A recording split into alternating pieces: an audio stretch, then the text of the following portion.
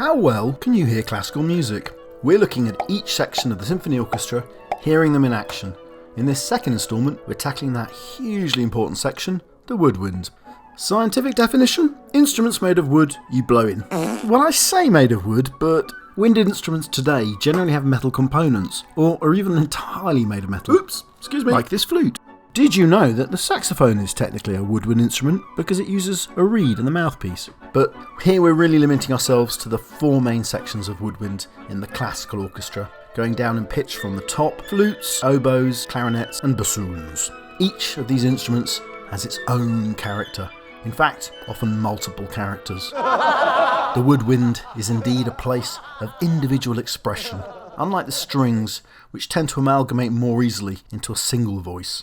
Which means the woodwind section can make a really great contrast to the strings. The interplay between strings and woodwind really is one of the basic components in the machinery of orchestral music. In other words, something like this is dead common.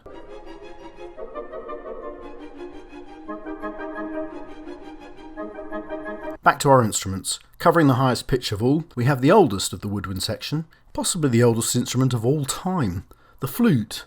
The Divje Barbe flute, excuse my pronunciation, dates back 43,000 years BC. The flute, along with its even higher sibling, the piccolo, represent the pure end of the woodwind. Flutes undoubtedly make a beautiful sound. But they are perhaps the least versatile of the wind section. Nice, but dull. Next comes that strange instrument, the oboe. Rather than blowing into a hole or on a single reed, the oboe employs two reeds stuck together, and that gives the instrument its distinctive quacking sound. Cue Prokofiev's Peter and the Wolf. The oboe possesses an expressive, even plaintive voice. Wagner brilliantly uses the oboe's big brother, the cor anglais, or English horn. How confusing are some of these names? In Act 3 of Tristan and Isolde, to eerily attach death to what could be a pastoral idyll.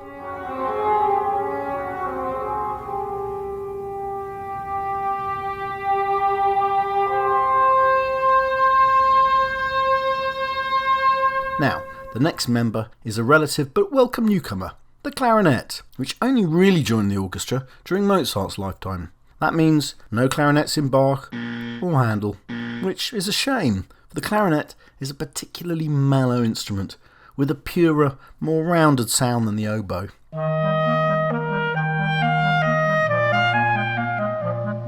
Its rich tone, particularly in its middle range, means the clarinet possesses a cool, jazzy feel.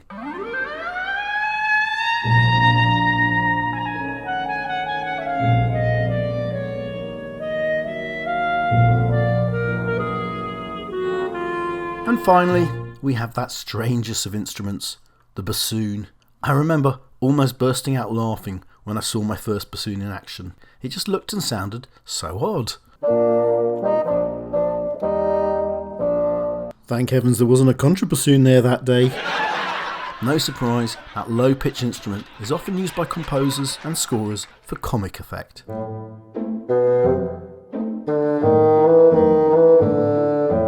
But it has a range well beyond the comic, from the spooky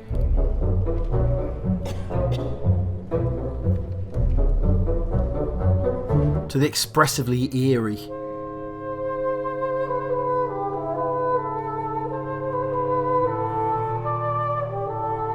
Bassoons employ a double reed, so they're kinda like large oboes, but from deep down they really add a crucial component to the range and versatility of the woodwind section. So, plenty of individual voices in the woodwind, which means distinguishing them in action is a really rewarding way to hear classical music, much more so than with strings, which are effectively the same instrument in different sizes. I'll show you what I mean. This is the third movement of Tchaikovsky's Fourth Symphony.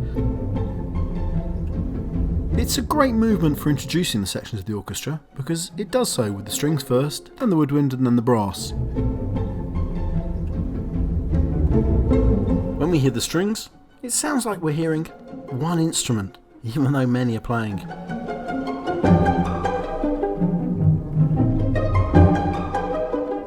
Now listen when the wind instruments come in. Listen how each of them fights for its own space, unlike the way the strings worked.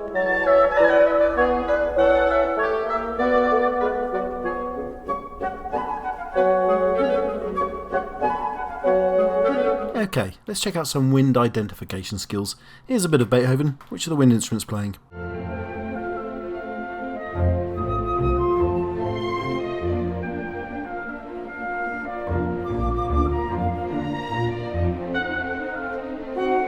Trick question, of course, because one's a violin. Anyway, here's the answers.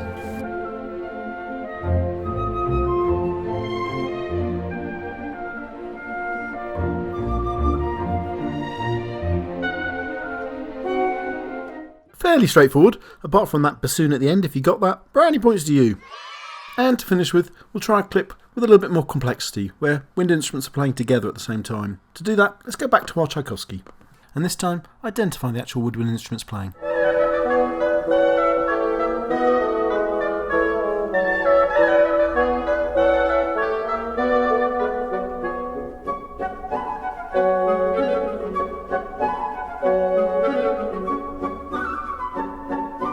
A bit more tricky.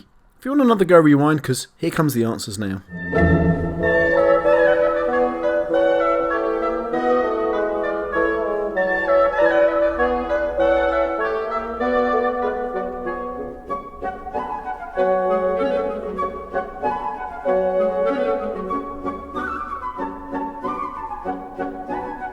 A little bit harder to identify while other stuff is going on, but still, Woodwind, great place for always sending your ear to listen to. Next week, we'll tackle those big boys, the brass. Till then, thank you and please subscribe.